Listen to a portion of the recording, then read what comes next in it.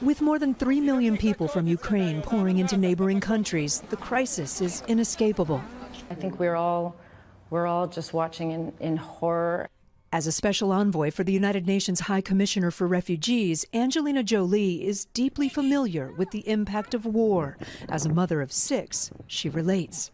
And all you worry about when you wake up in the morning is making sure your kids are okay, right? And that you've done enough to make sure they're okay.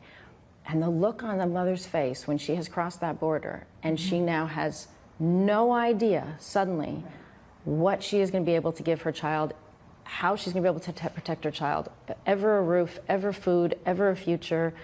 We can all relate to that.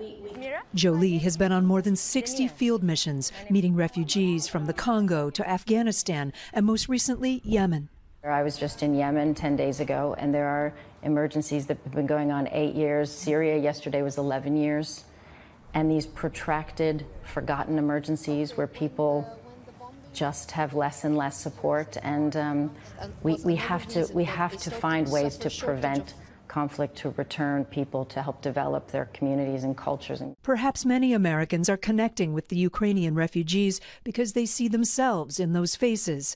Jolie hopes we also remember the more than 80 million others displaced around the world. Some people, for the first time, this conflict is making them track it and help them understand it. So it will open them up even more to understanding displacement and war and conflict. And what I would just ask is that we open up ourselves to care deeply when we see people in pain. Remember the women in Afghanistan, remember the people in Congo, but just to be conscious of each other as human beings and aware and to not forget is one of the most important things we can do. Using that collective concern to drive change.